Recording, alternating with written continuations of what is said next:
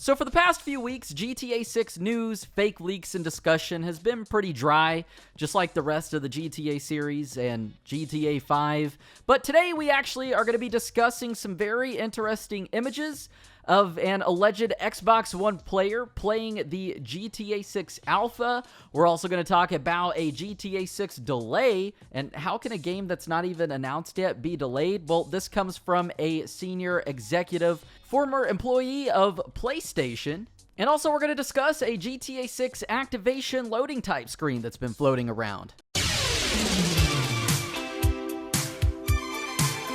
So to start things off, let's go ahead and talk about these images surfacing of this alleged Xbox One player playing GTA 6 Alpha. So these images surfaced a few days ago, and basically they're all just pictures of this profile with the gamer tag Go. And this user is in a GTA 6 quick match alpha test. Now, logically, I know that this is fake. I'm sure some of you guys do, but others don't. But I can never help but imagine when these fake leaks or things like this pop up, what GTA 6 would look like. I imagine Vice City with amazing graphics and bright sunny skies and clear blue water and beaches. Like, my mind goes crazy even though I know it's fake. And that's why I personally enjoy the fake leaks, because I know they're fake, but it hypes me up so much more for this game when it is finally announced. It would just suck if Rockstar was like, yeah, GTA 6 Carcer City, and they just completely skipped over Vice City. So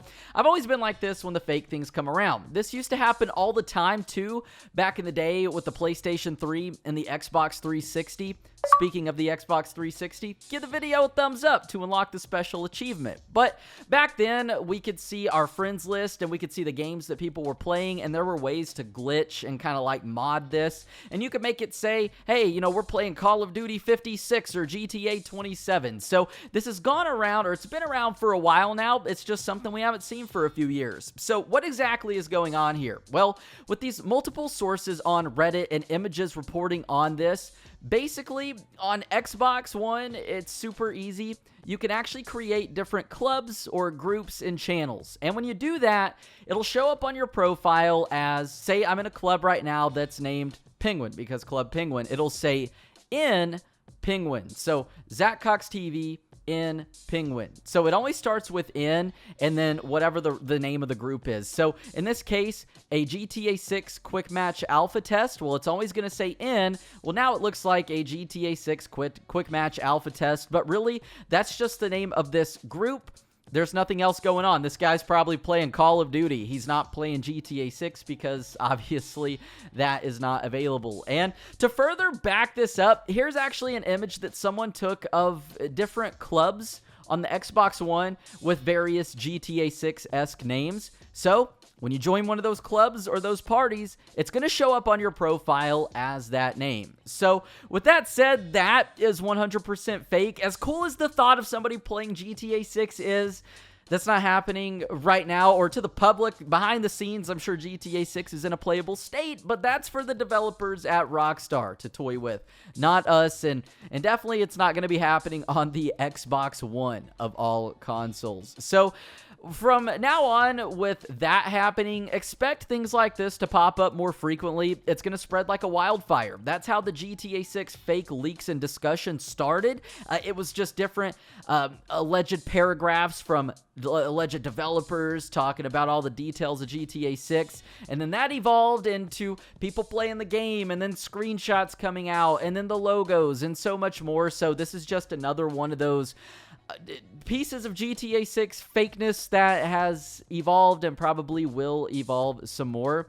I'm not sure if this can actually be done on the PlayStation as well. It'll probably happen though, and just know that 99.9% of the time that is going to be fake. There might be that 0.1% chance, but that's like finding a needle in a haystack. So what is Rockstar's history with like betas and alphas and things like that? Do they have one? Well, they don't. Rockstar's never really been the type of company like Call of Duty, for instance, to have an open beta or a pre-release beta and things like that. That's just something Rockstar doesn't do. But Rockstar's history with this is there's only one instance, and it's a mention and a warning from Rockstar Games during the GTA 5 pre-release era, where Rockstar put out this warning that said, please note, there is no pre-release beta test for Grand Theft Auto 5. If you see ads or solicitations to join a beta program, beware, as this is likely some type of online phishing scam. For the official details on GTA 5, stay tuned to the Rockstar Games newswire. But like I said, that was way back in 2012, 2013, and things have changed greatly since then. Now, moving on, let's go ahead and discuss something that's also very interesting. It's an article that came out a few days ago, and the interview was done with Sean Layden, a 25-year veteran over at Sony and with the PlayStation.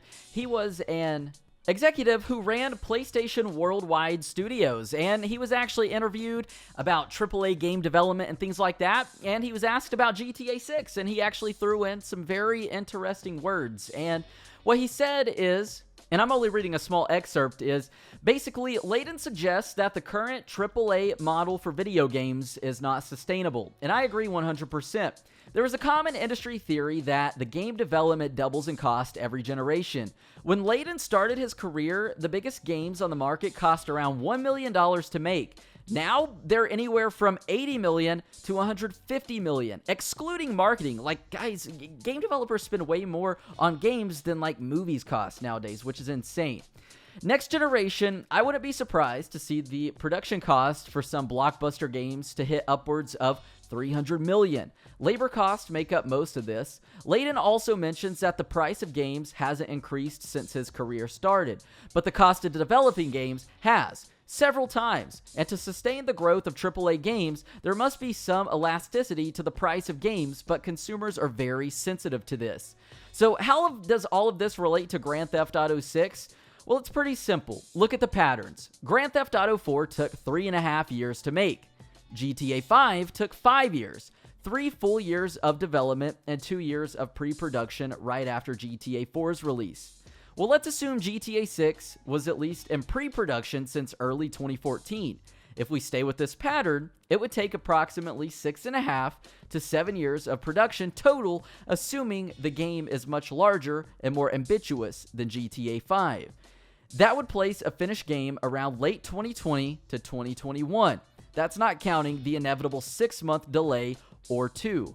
Now, in this article, they also go on to talk about and compare to other games like Elder Scrolls or Cyberpunk 2077 or even The Last of Us Part 2, and how it's not just strictly related to Grand Theft Auto. It's not because of just, you know, we always talk about GTA Online being the reason we don't have GTA 6, and while there is some truth to that, it's not Rockstar or Grand Theft Auto that is alone when it comes to this. You know, Elder Scrolls, like I said, Last of Us Part 2, Cyberpunk, with delays and things like that, and The Last of Us 2, for instance, had a very great, successful, but rocky launch because of the story, but it has way outdone its predecessor, and that's just because the amount of time put into this game. It's not like they released it a year or two later where it wouldn't be as big and amazing as it is now. So while we always point to GTA Online and we're like, this is the reason we don't have GTA 6, it's nice to know that, you know, Rockstar Games isn't the only game developer that is doing this and taking so long to put out games. So the article's a very interesting read. I'll have a link down below in the description. There's so much more they talk about, like comparing it to RDR2, that development cycle, and so much more. And now the last thing that I do want to talk about is the GTA 6 activation screen. And, well, this has been going around, and it looks just like Grand Theft Auto 5, and that's because it is. And many different images have, just like this, the exact same one are floating around the internet, where it says, activation required. Activation requires an internet connection, and you are in Steam offline mode. Your offline activation data could not be loaded. Please verify your internet connection and restart Grand Theft Auto V. So there's a couple different explanations for this. One is you can go into OpenIV, a program that allows you to mod the files of GTA 5.